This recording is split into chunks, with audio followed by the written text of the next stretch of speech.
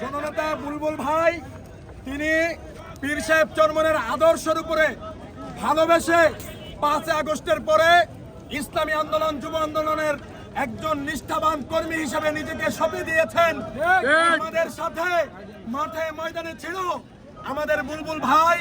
তিনি ফ্যাসিস্টদের বিরুদ্ধে আরো 2 বছর আগে মামলা করেছে। আমরা দেখেছি গতকালকে প্রশাসন আমাদেরকে একটা গোজামিল দিয়েছে যে মাটির তলে থাকলেও নাকি গ্রেফতার করে আনবে। আমরা প্রশাসনের কাছে জানতে চাই এই শেখ সিবাদ এবং তার বাহিনী ইতিপূর্বে এই 2 বছরে নারায়ণগঞ্জে আমাদের প্রায় 5 থেকে 7 জন নেতা কর্মীকে গুরুতরভাবে অ্যাসাল্ট করেছে। 2 বছরে কেন তাকে গ্রেফতার করতে পারলেন না? 2 বছরে গ্রেফতার করতে পারেন নাই, এই ব্যর্থতার দায়ে আগে বন্দর থানার ওসিকে পদত্যাগ করতে হবে। নাম্বার 2, শেখ সিবাদকে অতি সত্বর ফাঁসির কাস্টে ঝুলাতে হবে। যদি তা করতে ব্যর্থ হন, আমাদের পীর সাহেব চরমনার নেতৃত্বে কেন্দ্রীয় মুরব্বীদের নির্দেশনায় পুরা ঢাকা শহর সহ নারায়ণগঞ্জকে অচল করে দেওয়া হবে। প্রয়োজনে হরতাল হবে, অবরোধ হবে। স্পষ্ট কথা, রক্ত দিয়েছি।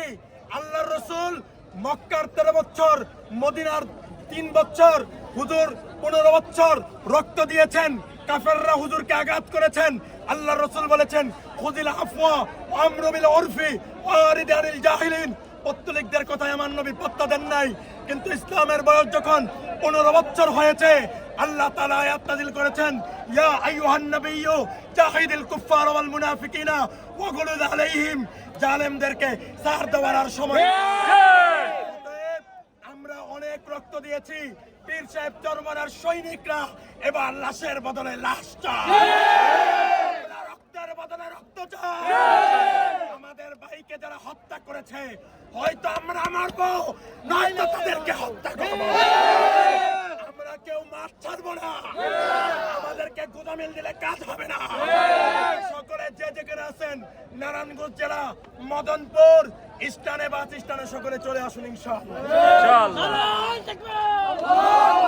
আমার ভাই মাল্লা কেন? আমার ভাই মাল্লা কেন?